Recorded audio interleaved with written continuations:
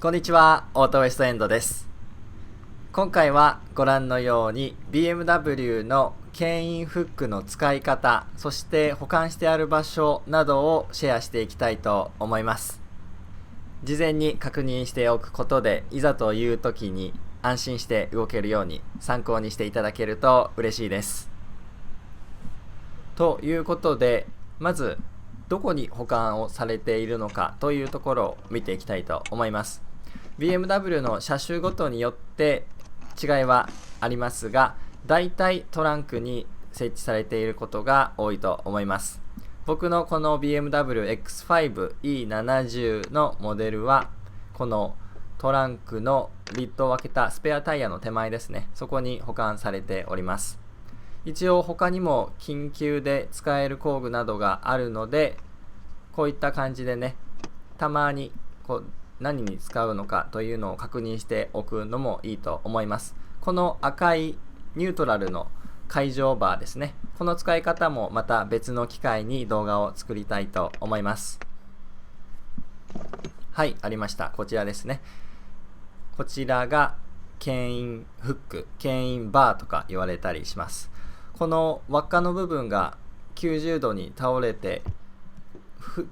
普段ね、もうドレスアップとして使われている方もいらっしゃると思います。赤色だったりね。これは本当に緊急用にということで保管、車内に載っているものです。はい。それではこのバンパーの部分、こちら後ろなんですが、矢印下三角のマークがあります。そこを押しますと上の部分がちょっと出てきますので、工具などは特に必要なく手で押すとね、 BMW の場合は外すことができます。そしてもう素直に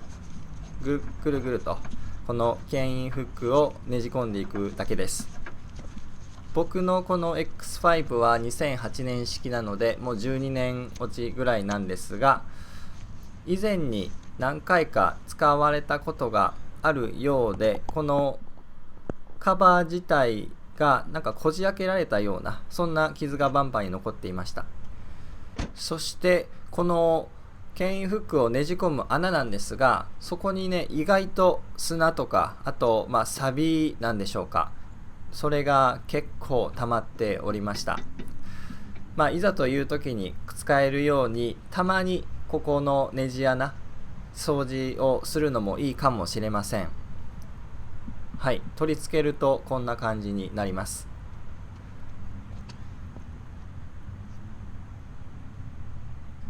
なんかこういった SUV で牽引フックつけますと急にオフロード感が増しますが、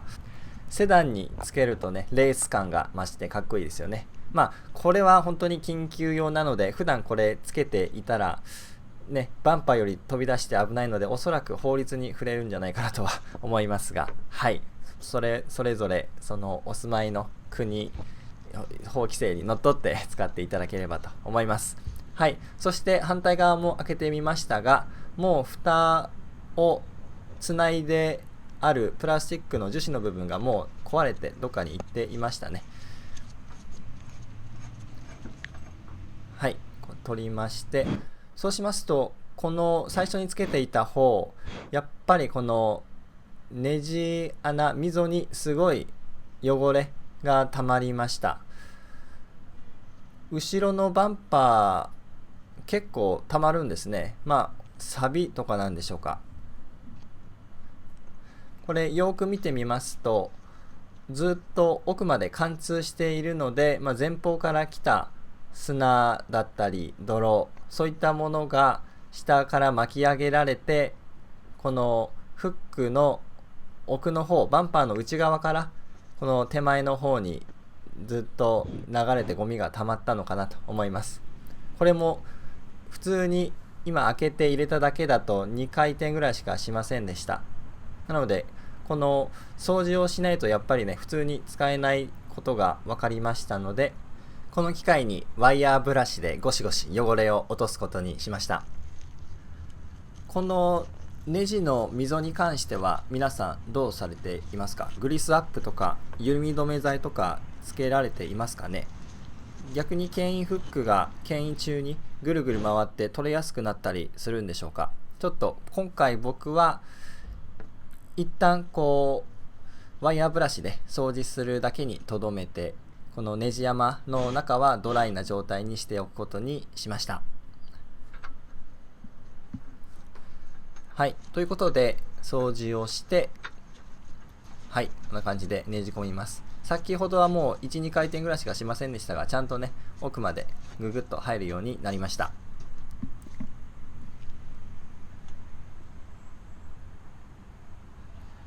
はい、左側も同じように設置することができましたが、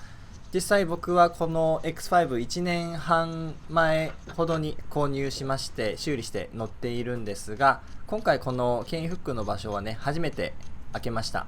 です結構汚れていたので、意外といえば意外、当たり前といえば当たり前なんでしょうか。このちょうどねこういった機会に掃除をすることができて良かったなと思いました。皆さんもぜひ洗車をするタイミングとかでここをパカッと開けて見てみてはいかがでしょうか。ちなみにこの穴の部分、これはもちろんフレーム部分に設置されている開けられている穴なので、金属なんですが、一応磁石をつけてやってみました。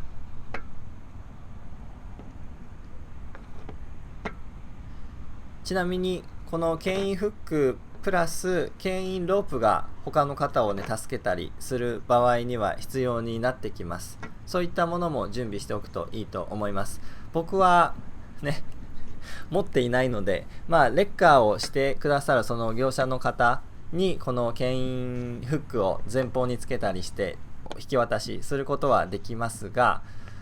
この他の人を助けるといった場合、結局このロープがないとね何もできないので、後々ちょっとタイミング見つけてロープも買っていきたいなと思います。はい、そしてフロントバンパーですね。こちらも下に三角の印があります。そこをポンと押しますと上の部分が手前に出てきますので、そこにね指をかけて簡単に外すことができます。そしてこちらフロントの部分は逆にね雨風受けるかなと思ったんですが、すごい綺麗でした。全く錆だったり泥汚れが全くなくて、とても綺麗な状態でした。はい、こんな感じでかっこいいですよねどうでしょう。僕は、この感じ好きです。これつけたまま走るわけにはいきませんが、はい。ところでこの X5-4WD なんですが、その 4WD が、エンジンが動いていて、そのトランスミッションもね問題なく動く状態であれば、こういった感じでスタックした場合引っ張ってもらうことができるんですが、完全にエンジンをかけれない、もう故障してもうかけたくない場合、そういった時にこの牽引フックでタイヤをね設置したまま劣化してしまうと、この SUV は二輪駆動に切り替えるスイッチ、そういう機構ではありませんので、タイヤが回りディファレンシャルトランスファーケースなどを伝わってエンジンがもう止まっている状態で、油圧がその正常に保たれない状態でトランスミッションあたりをこうギアがねぐーっと回ってしまうと故障する原因になりますので、僕がレッカーをお願いする場合は牽引車ではなく必ず積載車の方を待つようにしております。ということでこの X5 の場合はまだエンジンがねちゃんと動いている状態の時、もしくはもう本当にもうその場所から無理やりにでも緊急で動かさなければいけない場合という時にこの牽引フックが活躍してくれるのかなと思います。そして今回僕も動画内で初めて前後4箇所この牽引フックを取り付けてみました。取り付けてみたところ全部ね互換性があって設置することができたんですが、